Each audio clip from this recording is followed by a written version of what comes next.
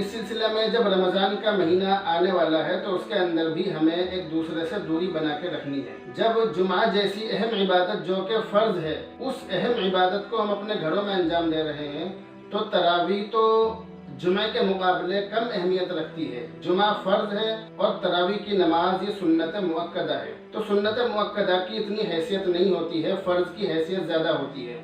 तो जिस तरह हम घरों के अंदर फ़र्ज़ नमाज अदा कर रहे हैं और जुमे की नमाज अदा कर रहे हैं, ठीक इसी तरह हम अपने घरों के अंदर तरावी भी पढ़ेंगे।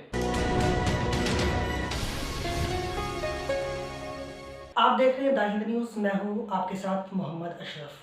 मैं इस वक्त मौजूद हूं ज़िला हापुड़ की सराय बशारत अली की मस्जिद में, जहां पर हम आपको मिलवाएंगे यहां के इमाम व ख़तीब मुफ्ती मोहम्मद खालिद कासमी साहब से, जो कि इमाम ऑल इंडिया इमाम काउंसिल के ज़िले के प्रेसिडेंट हैं। आइए उनसे जानते हैं कुछ ख़ास बिंदुओं पर वो क्या कहना चाह रहे हैं। जैसा कि आप सबको मालूम है कि इस वक्त पूरी दुनिया, ख़ासकर हमारा मुल्क हिंदुस्तान, कोरोना वायरस जैसी वबा से गुज़र रहा है। इसके चलते आने वाले वक्त में कुछ दिनों बाद रमज़ान का महीना आ रहा है। इस रमज़ान में कोरोना वायरस बीमारी के चलते हुए मुसलमान अपनी इबादत मस्जिदों में करें या अपने घरों में करें, किस तरह करें, आइए हम बात करते हैं मुफ्ती खालिद कासमी साहब से। इनसे जानना चाहेंगे और हमारे दर्शक भी यही जानना चाहेंगे कि मुसलमान रमज़ान में इस बड़ी बीमारी में अपनी इबादत कैसे करें। साहब, आपका इस्तकबाल है हिंद न्यूज़ में। अस्सलाम वालेकुम। रमज़ानुल मुबारक का महीना शुरू होने वाला है और लॉकडाउन के हालात चल रहे हैं। पूरा हिंदुस्तान इस बीमारी से जूझ रहा है, लड़ भी रहा है। लेकिन रमज़ानुल मुबारक का महीना शुरू होने वाला है जो कि सारे महीनों का सरदार है। सरदार का इस्तकबाल और सरदार का वेलकम उसकी हैसियत के हिसाब से होना चाहिए था, लेकिन हमारे सामने बहुत बड़ी मजबूरी है। ये जो बीमारी चल रही है एक से दूसरे को लगने वाली, और ये बीमारी ऐसी है कि जो फैलने वाली है। तो इस बीमारी से बचाव के लिए एक दूसरे से दूर रहना ये बहुत ज़्यादा ज़रूरी है। इस सिलसिले में जब रमज़ान का महीना आने वाला है तो उसके अंदर भी हमें एक दूसरे से दूरी बना के रखनी है। जब जुमा जैसी अहम इबादत जो कि फ़र्ज़ है, उस अहम इबादत को हम अपने घरों में अंजाम दे रहे हैं तो तरावी तो जुमे के मुकाबले कम अहमियत रखती है। जुमा फ़र्ज़ है और तरावी की नमाज ये सुन्नत मुअक्कदा है। तो सुन्नत मुअक्कदा की इतनी हैसियत नहीं होती है, फ़र्ज़ की हैसियत ज़्यादा होती है।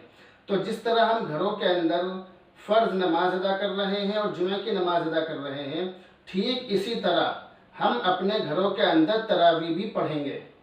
उसके लिए यही दरख्वास्त और अपील की जाती है लोगों से कि वो मस्जिदों के अंदर आने की कोशिश न करें, बल्कि जिस तरह वो अपने घरों के अंदर अब नमाज़ पढ़ रहे हैं, जमात से नमाज़ पढ़ रहे हैं, वो इसी तरह अपने घरों के अंदर नमाज़ पढ़ते रहें, इसी तरह का माहौल बनाए रखें। रमज़ान के महीने में अपने घरों के अंदर ही वो तरावी पढ़ेंगे, वहीं रोज़ा रखेंगे। उन्हें मस्जिदों में आने की कतई ज़रूरत नहीं है। मस्जिदों के अंदर सिर्फ पाँच आदमी नमाज़ पढ़ेंगे, 5 से 6 आदमी नहीं होना चाहिए।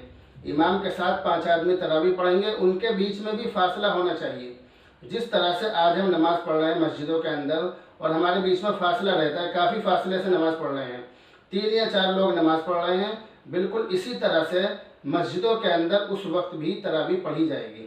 अच्छा सर, मुफ्ती साहब, दूसरा सवाल ये है कि अक्सर देखा जाता है कि रमज़ान में कि मुसलमान भाइयों के अंदर इतना जज्बा होता है कि वो इफ्तार पार्टियाँ कराते हैं सवाबदारी हासिल करने के लिए, लेकिन जैसी ही बीमारी चल रही है ऐसे में आप उनके लिए क्या पैगाम देना चाहेंगे इफ्तार पार्टी से मुतालिक?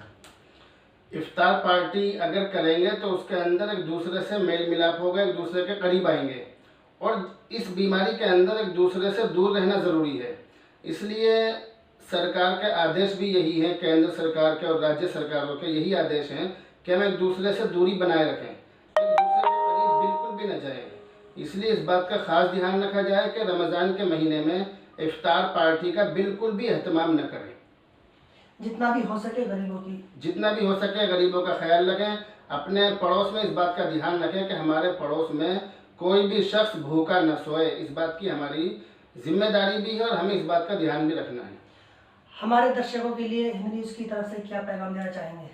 आपके दर्शकों के लिए हिंद न्यूज़ की तरफ से मैं यही पैगाम देना चाहूँगा कि आप इस चैनल को ज़्यादा से ज़्यादा देखें और इसको लाइक भी करें, शेयर भी करें और जितना हो सके इसके ज़रिए से दीन की खिदमत करने की कोशिश करें।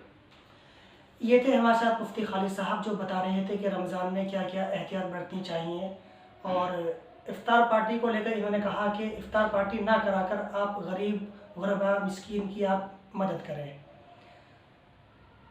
तो दोस्तों, आइंदा किसी बड़ी शख्सियत से आपकी मुलाकात कराएंगे, तब तक के लिए दीजिए इजाज़त। हिंद न्यूज़, मोहम्मद अशरफ, हापुड़।